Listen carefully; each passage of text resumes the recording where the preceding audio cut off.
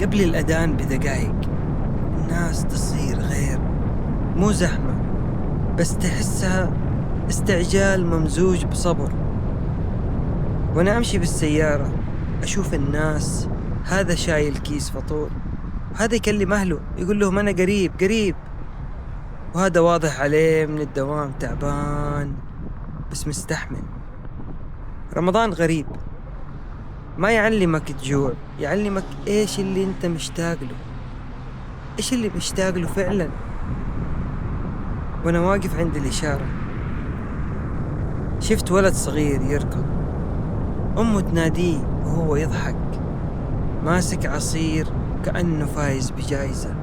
العصير بسيط بس الفرحة كاملة.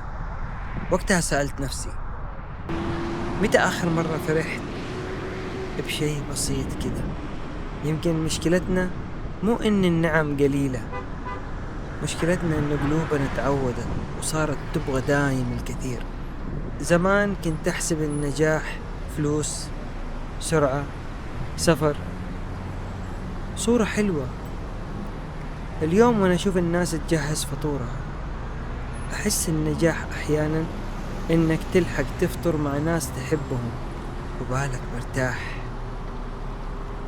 شفت رجال كبير عند البقالة مستلم الباقي ويحسبها ريال ريال. هذا مو بخل، هذه حكمة أنا تعلمت منها شيء، إن الحياة ما تخرب فجأة، اللي يخرب الحياة إنك تطنش التفاصيل الصغيرة. رمضان ما يغير الدنيا، رمضان يغير نظرتك للدنيا.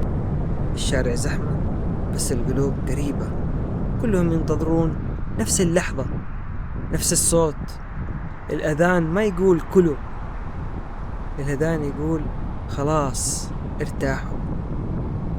وفي الراحة تكتشف إننا أقوى مما كنا نعتقد.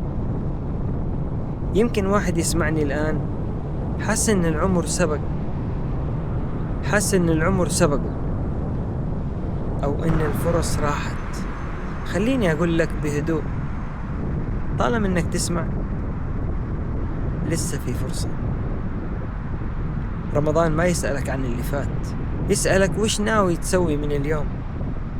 وأنا سوق خففت السرعة، مو عشان الطريق، عشان اللحظة قبل الأذان بدقايق تحس الدنيا تقول لك اهدى، روق، ارجع لنفسك شوي. ويمكن هذا هو الفوز الحقيقي. إذا أذن المغرب لا تفطر بس على تمر وموية، افطر على نية جديدة، نية إنك تكون أخف، أهدى، وأصدق مع نفسك.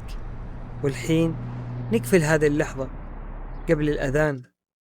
رمضان مو سباق، رمضان رجوع، رجوع لقلبك، لصبرك، وللأشياء اللي نسيتها وسط الزحمة.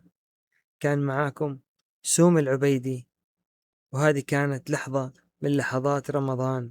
نشوفكم بكرة قبل الأذان وفي رعاية الله.